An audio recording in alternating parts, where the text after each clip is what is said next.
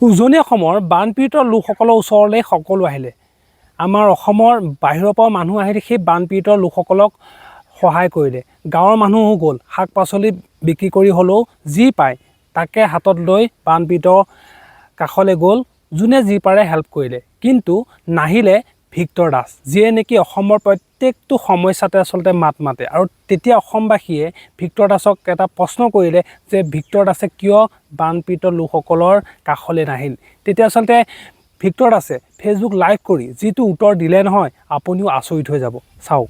আজি ভিক্টৰ দাসৰ মাথাৰ ইয়াতে তেজ জমা হৈছে, তেজ আমাৰ যে মৰা তেজ জমা হয় বুলি কয়, মৰা তেজ জমা হৈছে।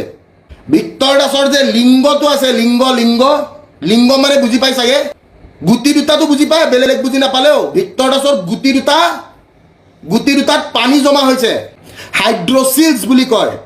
আৰু তাৰ বাবে ভিক্টৰ দাস এতিয়া চিকিৎসাধীন।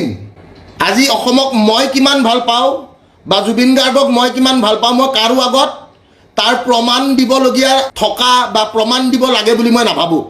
মই অসমক কিমান ভাল পাওঁ অসমৰ ৰাইজে জানে, অসমৰ সেই প্ৰত্যেকজন দুখীয়া ঘৰৰ ছাত্ৰই জানে, যোনে আজিৰ ডেটত অসম চৰকাৰত চাকৰি কৰি আছে।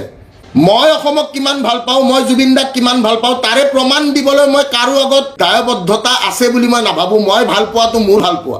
তো এই কথাখিনি মই কৈছোঁ যে বৰ্তমান মই চিকিৎসাধীন, আৰু চিকিৎসাধীন বাবে মই তাতে যোৱা নাই, কাৰণ ডক্টৰে মোক মানা কৰি থৈছে যে যদি বানপানীত যোৱা হয়, মই বাৰে বাৰে কৈ আছোঁ ছাৰ মই যাব লাগিছিল, মই গ'লে তাতে ইম্পৰ্টেণ্ট এইটো সময়ত মই যাব লাগিছিল। দেন ডক্টৰে কৈছে আপোনাৰ যদি এতিয়া আপুনি বানপানীত যদি বাই চান্স, আপুনিতো এনেকুৱা মানুহ উৎপতীয়া মানুহ, আপুনি পানী চানী নামি যাব, আপুনি নাৱৰ পৰা নামি যাব, ভেলৰ পৰা নামি যাব, গোটেই আপোনাৰ পানী লাগিব, পানীত কি কি বীজাণু থাকে কি নাথাকে, কি কাৰবাৰ কি সেয়া, আপোনাৰ বেমাৰটো যিমান হৈ আছে তাতকৈ বেছি বাঢ়ি যাব। প্লাছ আপোনাৰ যোনটো ব্লাড জমা হৈছে, এই ব্লাড জমা হোৱাটো এইটো মানে ইমান ইজি বস্তু হৈ থকা নাই। পিছলৈকে গৈ এইটো কেঞ্চাৰ হ'ব, মই আজিতে কৈ থৈ দিলোঁ। পিছলৈকে গৈ এইটো কেঞ্চাৰত পৰিণত হ'ব। মই তেতিয়া ডক্টৰক কৈছোঁ কেঞ্চাৰ হয়তো মৰাত নাই ভাই। যোনদিনা কেঞ্চাৰ ডিটেক্ট হ'ব, বোলে বায়'পচি টেষ্ট কৰাৰ পিছত ভিক্টৰ দাসৰ গম পাইছে বোলে ভিক্টৰ দাসৰ কেঞ্চাৰ হৈছে, সিদিনাখনে ইউথানচিয়া এপ্লাই কৰিম। ইউথানচিয়া মানে গম পাই ন, ইচ্ছা মৃত্যু বুলি কয়।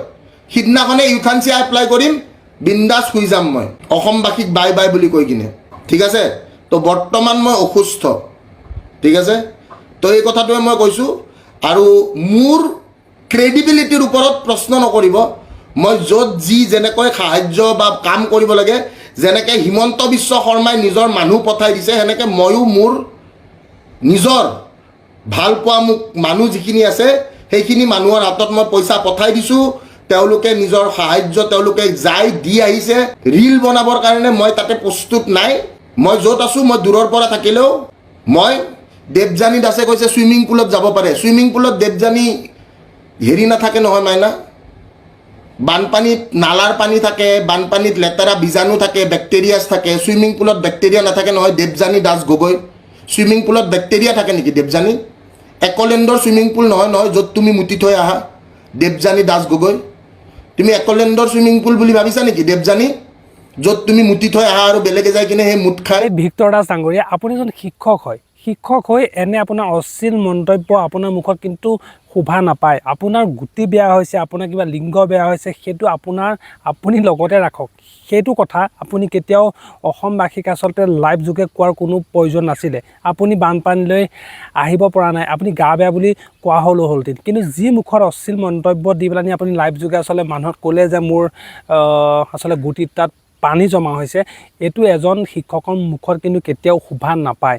আচলতে আপুনি এজন শিক্ষক হৈ যদি এনেধৰণৰ অশ্লীল বাৰ্তা সমাজত বিয়পাই থাকে, তেতিয়াহ'লে যিখিনি ছাত্ৰ ছাত্ৰীক আপুনি আচলতে পঢ়ুৱাই বা আপুনি আচলতে শিক্ষাদান দিয়ে, সেই ছাত্ৰ ছাত্ৰীখিনিৰ ভৱিষ্যত কি হ'ব এবাৰ আপুনি ভাবি চাব।